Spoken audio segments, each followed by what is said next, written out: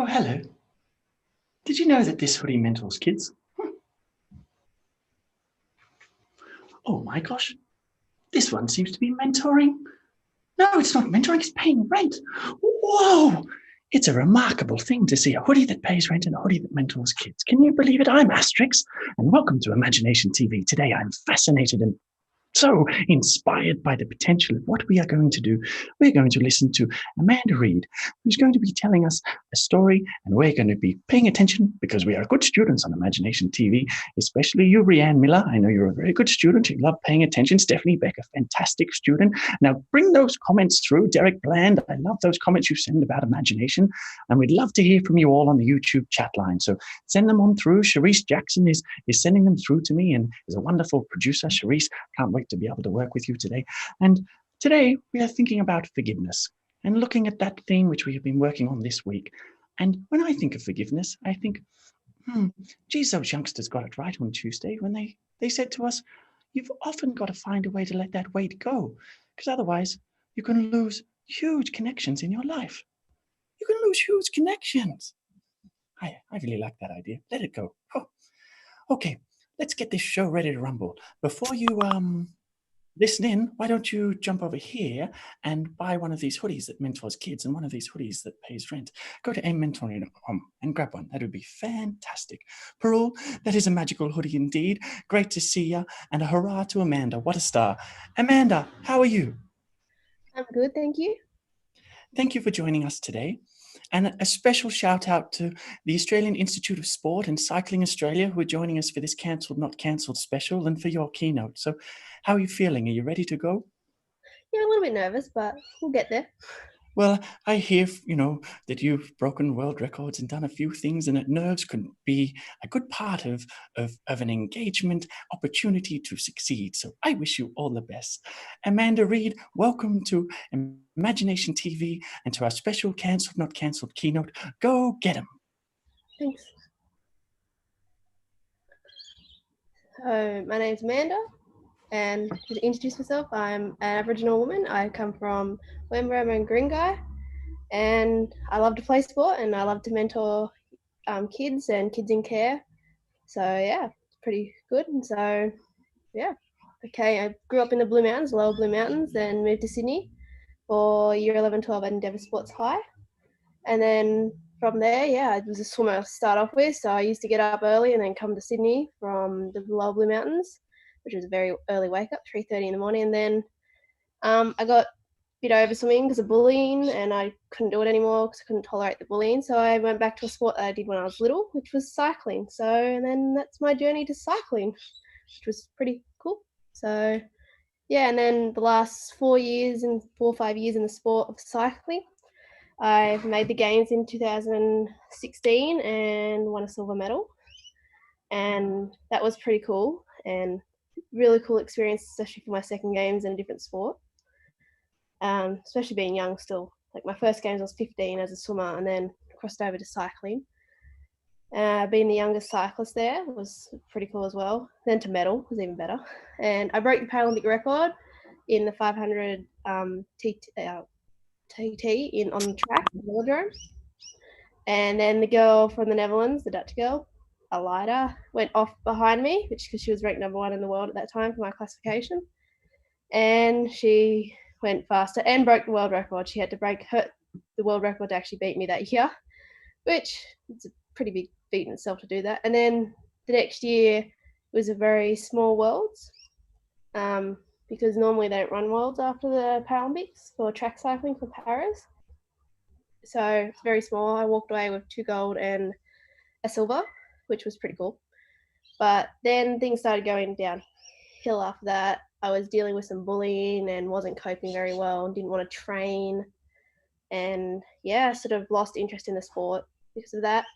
And then I think I realized about a year later that it isn't my fault because of the bullying. So, and then I started training really hard, which was pretty cool.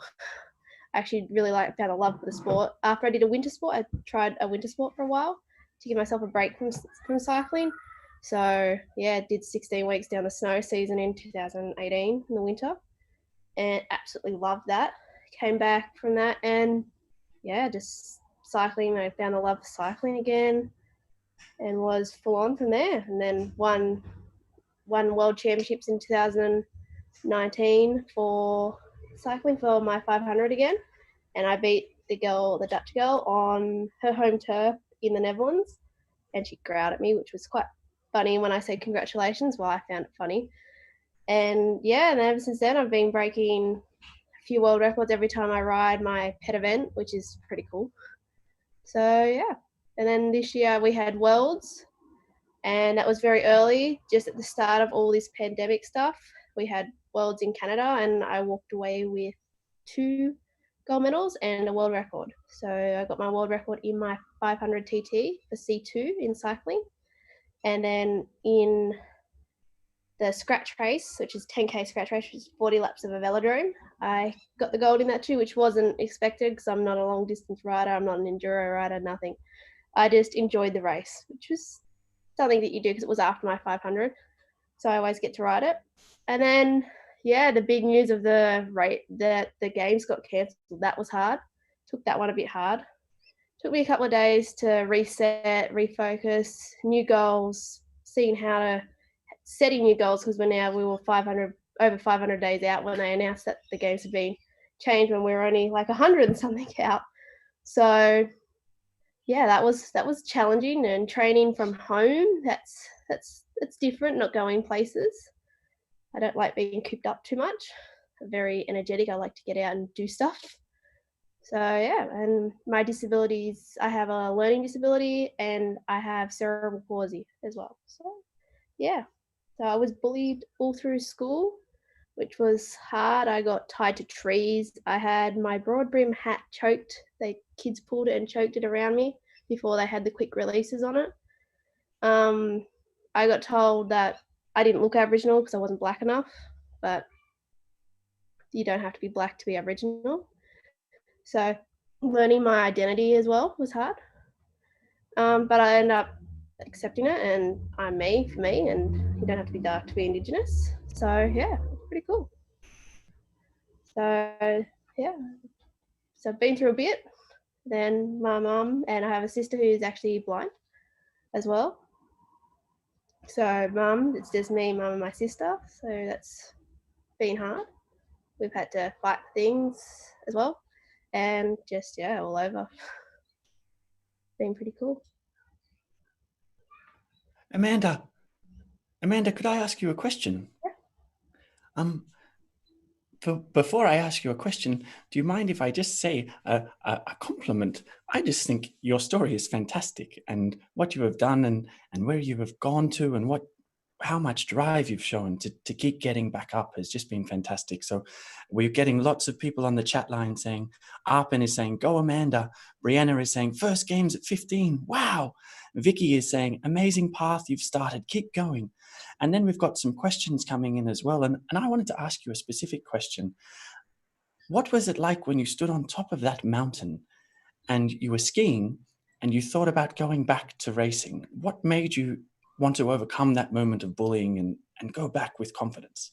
So I was sitting at the top of what they call Olympic T-bar at Perisher, and I was with my instructor, and I've been training with him since I started snowboarding, so he taught me how to snowboard. And so I was sitting up there, and I just thought, they shouldn't get to me. This is my life. I should be able to say what happens in my life, and I dictate it, not them. They don't get in my head, and that's sort of where it all changed. And did you then feel yourself change in your mind, or you just decided that was it and then you changed? It was just like that. It was like somebody pressed a button in my brain. It was really interesting to discover who you actually are and discover not to let people get to you, and it's not your fault for being bullied. I bet there's a few of us that could walk up to some high mountains at the moment and get some perspective and maybe let some things go. And hopefully we'll get these fantastic button pushers pressing our brains and just solving all the problems. That'd be fantastic. I'd love a button pusher for when I can't get to sleep at 9:37 p.m. and I'm always thinking about how to put 7 blocks together with 6 because I can't quite ever work out what 13 even means. Anyway, I digress. Amanda, I would love to ask a few questions from the comment line. We've got, Rianne Bird saying, great to take that control back, Amanda. Alexander Jackson wants to know, how do you adapt at such an elite level? How do you keep getting faster? You just have to keep training. You've got to train harder. You've got to find ways to keep pushing your body. You got to find when it's time to rest. I had to learn that, especially with cerebral palsy and my other physical disability I have. You've got to learn that balance as well, the balance between sport and life as well in general. So it's a good balance. You've got to learn. It's like, we call it a triangle in our house. You got to have that triangle all together. I love that idea.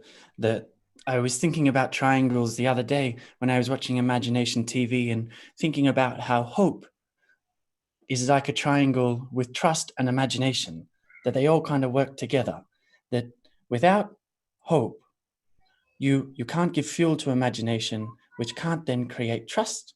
And if you can keep that going, if you can build on trust with more imagination and have more hope, it can be a wonderfully beautiful, colorful triangle. So I've been drawing it in my spare time. There's yellows and purples and lots of blues, like my hair. I've been using some of my hair, actually. Now tell me, Amanda, what was it like when you won Worlds and you went up to congratulate that young lady who didn't win, and you said she growled at you? Did she go like, rah, or what did she say? It was like a little growl, like a grrr like that. And it was very interesting because I was there saying, congratulations, great ride, being a person, being good sport, like what you do. You go and congratulate. Even if you didn't ride well or you did ride well, you always congratulate your competitors. And that's one thing I've always done. And I did not expect that because we're at the medal presentation about to walk up. And yeah, that was very unusual. I've never had that one before, but it was a first for everything. Do you think that that some people take sport too seriously, that they forget that it's fun, that we're meant to be playing as well? Yeah, I think some people do take it very serious. I take it very serious, but you have to have fun. If you don't enjoy the sport, you got to think, why are you doing the sport? If you don't enjoy it and have fun, you've got to have fun along the way. Oh, isn't that true just about everything in life? I think maybe we have to be serious to maybe be disciplined. I don't know. Like, so we say, okay, I'll be very serious and I'll do this properly. But then the real magic is when we can mesh seriousness with joy. There's a guy called Oscar Wilde who once said, life is too important to be taken seriously. Let's go back to the chat line, shall we? Let's see what people are saying. Tom Wensley, what motivates you to keep pushing your limits? Oh, I like to win. I'm not going to lie that. No, I want to really get the gold because I got the silver in Rio and I wasn't happy with that. Even though I'd just gone back to the sport, and it was like, not settling for that. So when I finally realized what I was doing, once I realized that bullying wasn't my fault, I set the goal of I want that gold, and that's sort of what happened. And I want that world record. So yeah. Is it true that gold medals, that they have a little magnet inside and it takes you to this special island and only gold medalists then get access to this place where it's like a wonderland and you get to eat all the chocolate? Oh, I wish, but I'm a celiac, so chocolate's very hard to. Could I have your chocolate? Yeah, I'm sure. I didn't eat much chocolate this Easter actually, because it's very hard to find gluten-free chocolate this year actually. Maybe we can get the designers onto it. Some of the kids out there. Someone designed gluten-free chocolate for this extremely talented athlete. Come on, Australian Institute of Sport. What are you doing? Sports science. We need gluten-free chocolate. Pronto. Amanda, have you got anything you want to ask me? Not really. Good news. Okay, well, we'll go back to the chat room for one more moment and then we'll wrap up this keynote special. You've been fantastic so far. Stephanie Beck said, you've got integrity in spades, Amanda. And we have Benny saying the positivity, hope, and imagination right here is everything. Grace Douglas said, you've excelled at lots of different sports. How do you pick which one to do next? I don't know. I just seem to try lots of sports. I was always put into sports as a little kid because of therapy for my cerebral palsy. So yeah, and to get out of the house because I was very annoying when I was little. I love that. Very active. Hey, let's talk fashion for a moment. Which one do you like most? This one? Or this one? I like both, but white. I'm not a white person. Oh. Maybe a blue. We could put a blue in there. Maybe make it blue. Maybe blue. Fashion people, let's make blue pronto. We've got to change the world and get this lady a blue hoodie. Darren Brady said, besides the bullying, how important was school to your growth and development? And what do you wish you had more of? Great question, Darren. School for me wasn't a nice place. I did not enjoy school. I found it very hard, especially with a learning disability. I got bullied for that, not being able to keep up with my peers. And that was hard. Like you see the difference as you get older, and you can see they're going off to uni and college, and I physically couldn't because of my limitations from my disability. So that was hard. But yeah, I ended up, that's why I put all my anger, and when I got bullied through sport was my main thing through school. And yeah, that's where I sort of left everything for me, was through sport. That's what I enjoyed. That was my outlet through school.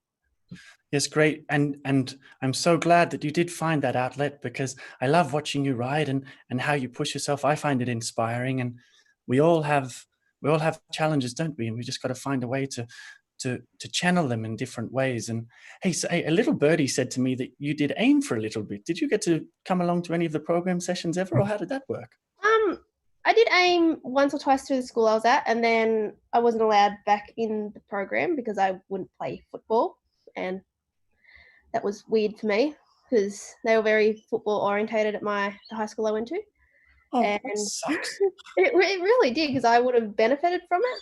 Look, I can tell you that was never part of the design, that only kids who schools say are in the football team will ever be able to get a mentor, have the chance to go to university and achieve their potential in that realm. And yes, I don't think that was right from that school. The school's changed since then, since I've been there. I've heard it's gotten a lot better, but yeah, I would have benefited from AIME. I only did two or three things of AIME, and then because I didn't play footy, that was a very big Indigenous sport at my school, and I did not fit into that box at all. I stood outside the box, which was hard as well.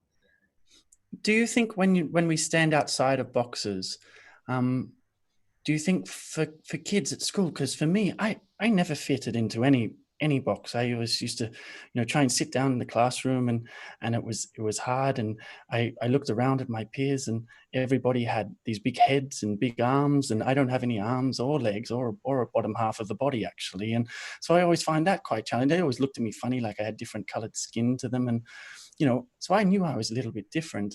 And I kind of feel like being different is the best. All the best stories we hear after school are about people who are outside the box, and those in the box sometimes a bit boring. Well, a lot of people I went to school haven't travelled the world like I have. So being outside the box can be a good thing.